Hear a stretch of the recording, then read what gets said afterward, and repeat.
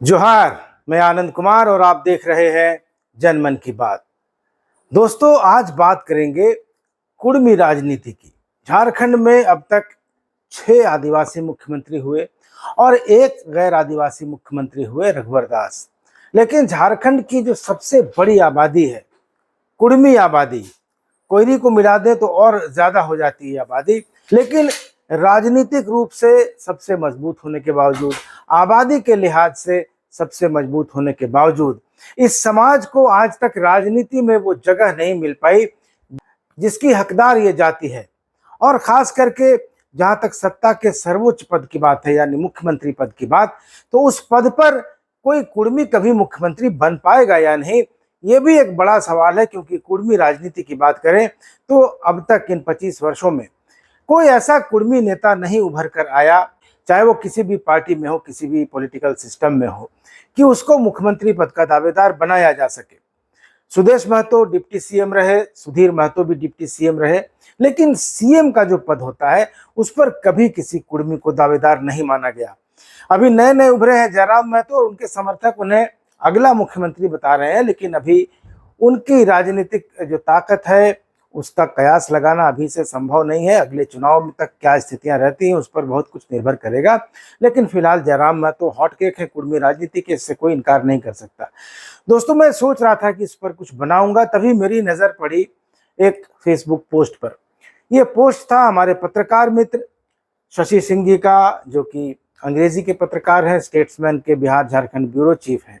उन्होंने लिखा इसके बारे में कुछ, और वहीं से मुझे ये आइडिया आया कि मैं इसको थोड़ा आगे बढ़ाता हूं। तो इस वीडियो का जो मूल तत्व है, जो स्क्रिप्टिंग है, उसका जो बेसलाइन है, उसका जो प्लॉट है, वो मेरे मित्र शशि सिंह जी का दिया हुआ है, उनके फेसबुक वॉल से मैंने लिया है। तो दोस्तों, ये वीडियो शुरू करते हैं, लेकिन उसके पहले एक गुजारिश है, एक आग्रह है, एक रिक्वेस्ट है कि अगर अभी तक आपने चैनल को सब्सक्राइब नहीं किया है तो सब्सक्राइब ज़रूर कर लें। क्योंकि मैं देखता हूं कि वीडियोस अच्छी खासी संख्या में चल भी रहे हैं, लेकिन ज़्यादातर नए लोग भी देख रहे हैं इसको। अगर कोई वीडियो 100 व्यूज आता है तो उसमें 80 व्यूज ऐसे लोगों के होते हैं जो सब्सक्राइब इन्होंने नहीं कर रखा है, जो नए लोग हैं। लेकिन अगर वो सब्सक्राइब भी कर देंगे तो अच्छा लगेगा। तो दोस्तों, शुरू करता हूँ वीडियो। झारखंड में आदिवासी राजनीति के खूब चर्चे होते हैं, उठा पटक भी खूब रहती है, फिर भी मोटा मोटी ये कुनबा सत्ता पक्ष के साथ है। मियां भाई लोग भी मजे में ही हैं, लेकिन तकलीफ में अभी महतो जी लोग हैं। राज्य बने 25 साल होने को हैं, लेकिन संख्या बल में सबसे बड़ी आबादी वाले कुर्मी कोयरी भाई लोग आज तक अपना मुख्यमंत्री नहीं बनवा सके। ये वोट बैंक यहाँ हमेशा से कुटीर उद्योग की तरह ही चला। बड़े दलों ने यह वोट बैंक आउटसोर्सिंग के जरिए मैनेज किया। इस कुनबे से कांग्रेस और बीजेपी में कोई कद्दावर नेता नहीं पनपा। कांग्रेस में फिलहाल प्रदेश अध्यक्ष पद पर केशव महतो कमलेश जरूर हैं, लेकिन जहां तक कद की बात है, कद्दावर तो महतो जी बिल्कुल नहीं है। सामाजिक समीकरण साधने के लिए उन्हें बैठा दिया गया है। वैसे भी कांग्रेस में फैसला दिल्ली से ही होता है। झारखंड मुक्ति मोर्चा की बात करें तो वहां विनोद बाबू और निर्मल महतो तक कुर्मी समुदाय की महतो जी लोगों की तूती बोलती थी। लेकिन पहले गुरुजी और उसके बाद हेमंत सोरेन के सर्वे सर्वा बन जाने के बाद कोई कितना भी बड़ा हो जाए, आखिर में उसे झोला ही ढोना होता है। मतलब वहां भी कोई चांस नहीं है। तो लब्बो लुआब यह है कि झारखंड की राजनीति में आदिवासी बनाम गैर आदिवासी की चर्चा तो हर वक्त होती रहती है, लेकिन इस शोर शराबे में कुर्मी समाज की आवाज दब जाती है। कुर्मी समाज का मुख्यमंत्री हो यह सपना आज भी सपना ही है। झारखंड में दोस्तों कुर्मी समाज की जनसंख्या कितनी है, इसको लेकर अलग अलग दावे हैं, लेकिन जमीनी हकीकत कहती है कि असर 25% तक का है। रांची, जमशेदपुर, हजारीबाग, धनबाद और गिरिडीह से लेकर पूरी छोटा नागपुर पट्टी में इनका दबदबा है। 81 विधानसभा सीटों में से करीब 35 सीटें कुर्मी फैक्टर से तय होती हैं। 14 लोकसभा सीटों में 6 पर इनका वोट निर्णायक होता है। फिर भी सत्ता की गद्दी तक ये क्यों नहीं पहुंचे? वजह बिल्कुल सीधी सी है। इस वोट बैंक को हमेशा बड़े दलों ने कुटीर उद्योग की तरह चलाया, ठेका मॉडल पर। हर बार यह वोट आउटसोर्सिंग के जरिए मैनेज होता रहा। कांग्रेस हो या भारतीय जनता पार्टी, किसी भी दल ने इस समाज से ऐसा नेता नहीं गढ़ा जिसकी पहचान पूरे झारखंड में हो, पैन झारखंड आइडेंटिटी जिसकी हो। कुर्मी समाज जमीन से जुड़ा है, मेहनत कश है और अपने स्वाभिमान पर गर्व करता है, लेकिन राजनीति में यही स्वाभिमान अक्सर अनुशासनहीनता या अकड़ समझ लिया जाता है। नतीजा, कुर्मियों का गल्ला तो अलग रहा मगर गद्दी भी अलग रह गई। दोस्तों, इस समाज ने अपनी ढाल के तौर पर टाइगर खड़े किए, कई टाइगर। पहले टाइगर थे झारखंड मुक्ति मोर्चा के जगन्नाथ महतो, दूसरे टाइगर हुए आजसू के सुदेश महतो और अब आया नया टाइगर यानी जेएलकेएम के जयराम महतो।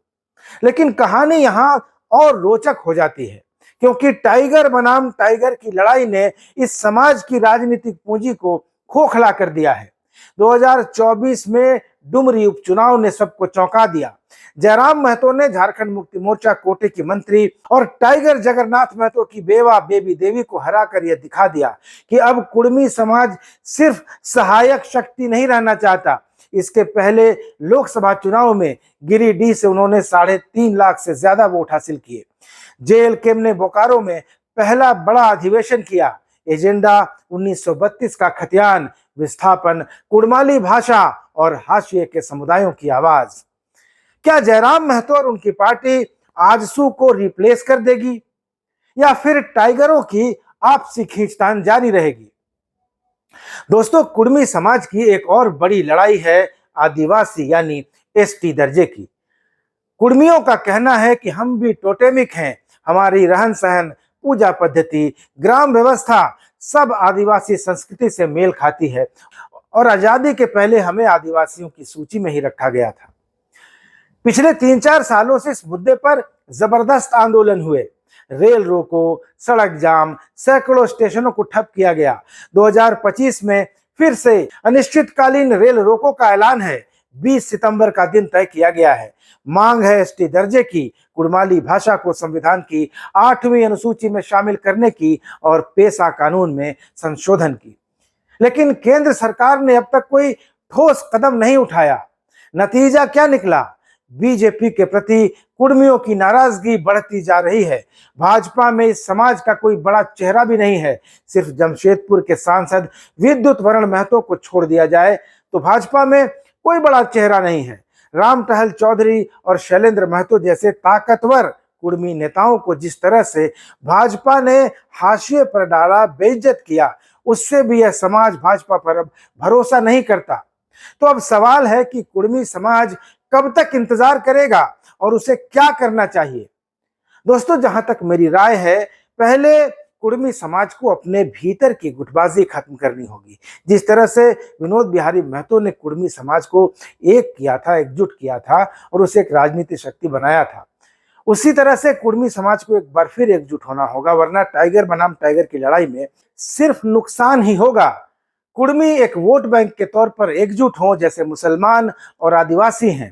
किसी पार्टी से डील हो तो कलेक्टिव बार्गेनिंग करें और लिखित में अपने मुद्दों पर आश्वासन लें, मुद्दा आधारित समर्थन दें। दोस्तों, झारखंड में कुर्मी आबादी पारसनाथ पहाड़ की तलहटी से लेकर दामोदर और स्वर्णरेखा के किनारों पर बसी है।